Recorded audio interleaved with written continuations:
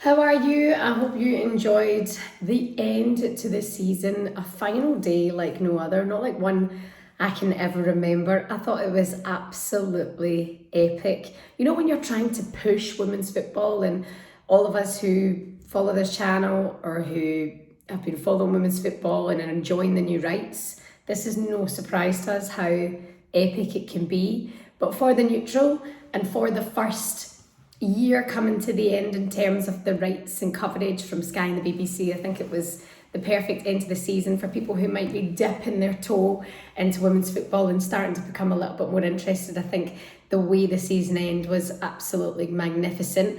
Worthy winners, of course, to Chelsea. You can't fault them. But there was that squeaky bum time moment that almost looked like they were going to hand over Arsenal the title.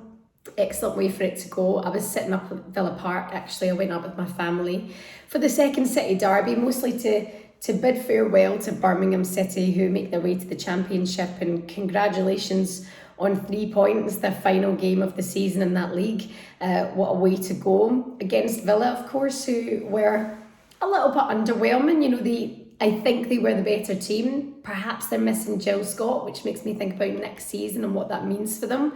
You know, she's only been on loan, of course, and that's her season finished. But when you have somebody like her in the midfield, the game changes instantly. I think there's a lot of experience in that team as well, with Rachel Corsie coming in, Rusha Littlejohn, Anita Asante, and of course it was her final game, her final club game of football for Aston Villa, and she got subbed off just before 90 minutes and got the standing ovation from Villa Park, 10,000 fans there. It was really unbelievable, and you almost think about that player coming to the end of her career at a time when women's football is taking off, but she is the perfect person who hopefully we're going to see in the media and doing a lot more coverage now.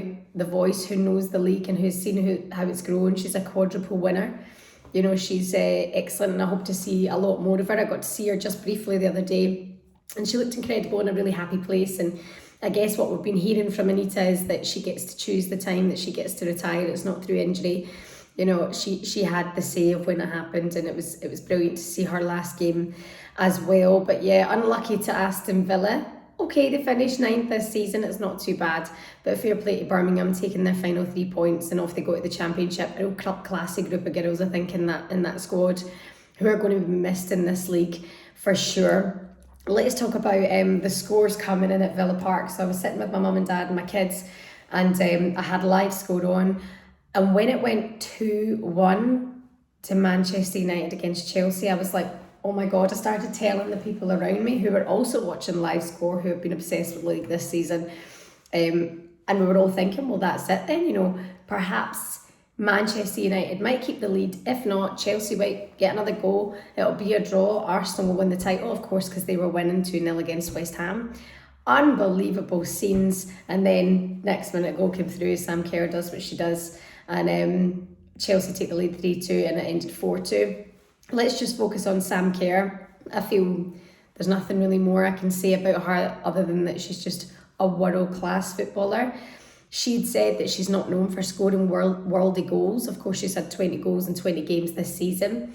She's a Golden Boot winner again, Player of the Year, Player of the Season, I would say, in this league, undoubtedly, because she steps up every time. But she'd said apparently to Erin Cuthbert that she's not known for scoring worldy goals, so she planned to score a worldie in the final day of the season, and she managed 2 of them as well. An absolutely insane footballer, and we're grateful to have her here in this league, setting the example that she sets. And fair play to Emma Hayes as well. I was listening to her on radio on Talksport Breakfast this morning with Laura Woods, and she was saying how she's always been behind this season. You know, they've been coming from behind. They had a poor start to the season. You know, they gave away silly points at one point as well. But how every single player in that squad made that then their focus. That was the challenge for them, was just to finish top of the table and keep pushing through. And Chelsea have that in abundance. You know, I debated this with my sister Rusha and so many others about what if Chelsea just slip up in that last game of the season, and nobody could see that as a possibility. You know, even when it came to Manchester United, who are no mean feat, who have been decent this season, taking the lead, nobody fully could comprehend that Chelsea would give that away, especially with the likes of Sam Kerr in your team. And great to see Frank Kirby back as well. But Fair play to the champions again. Chelsea have done it, and what does that mean for Arsenal? That's what I do wonder now. Where does that leave Arsenal?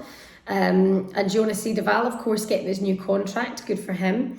But Vivianne Miedema, that's what fans are really thinking right now. What does that mean for Viv? She said she wants to challenge for titles. She wants to win titles. She wants to win trophies. And that's another one going at Arsenal. Will we see the best striker in the world, arguably, leave the league this season? I know Viv quite well. I have spoken to her. We don't know the answers. She's holding the cards very, very close to her chest, but we should know soon. I mean, I suppose this window, the transfer window, can be quite a long one. But very, very soon we will know what's going to happen with Vivianne Miedema. Will she be missed at Arsenal? Absolutely. I like see her playing in the deeper role of number 10. You know, I think she's done very, very well there. You've got Stina up front. She scored yesterday. Stina Blackstenius coming in, I thought, brought a lot of power, a lot of strength when she came into the squad, but it kind of fizzled quite quickly. But yeah, Vivianne Miedema is a crucial part of that team. You know, she's been assisting a lot this season as well. Beth Mead, outstanding. What a fantastic run she's had. You know, at the start of the season when she took off and she was proving that she wanted to get back into the England squad under Stina Wigman, after Hager Rees had patched her, you know, the turnaround that she had so early on in the season, it's like, can she maintain this? And she's maintained that standard throughout. She's been unbelievable and clearly in the right frame of mind. So well done to Beth Mead, and I think Caitlin Ford as well. You know, Rusha and my sister and I were talking about this recently. You know how good she's been for Arsenal. She steps up every time. She's playing out of her skin. We hear that she performs well in training as well, and she's banged a few goals in as well. So Arsenal's team, I'd say, are a strong side. You know, we're not even seeing the likes of Mana Awabuchi in there. Why is she not playing under Jonas? What is it he doesn't see in her? What about Nikita Paris as well? We know what she can do. She's got 50 WSL goals. She can provide, but we're not seeing them getting the opportunity in the squad. If Viv does leave, I believe Arsenal will be fine. You know, they will cope. Everybody is replaceable, but Vivianne Miedema is one of the world greats and has set records that nobody else has done. So yeah, we wait and see what happens with Vivianne Miedema. I will keep you updated as soon as I know. You'll be the first to hear it. Manchester City, fair play to them. What a terrible start to the season they had under Gareth Taylor.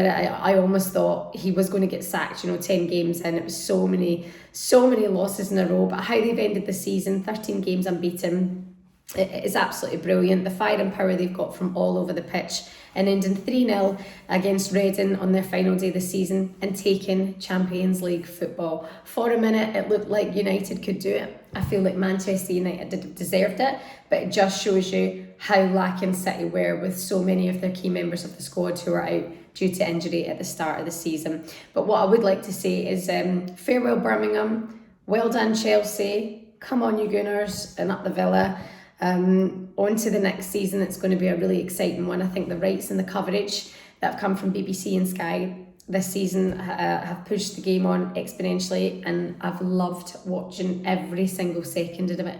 And the fans who are getting behind the women's football now as well, it's just brilliant. Where is it going to be in 2 years from now? What's it going to be like next season as well? Don't forget, I'm going to be giving you all your Euros updates as well right here on the YouTube channel. Cannot wait for the 6th of July. I'm hopefully going to get some interviews for you before it all kicks off as well. But I will be back with you very, very soon.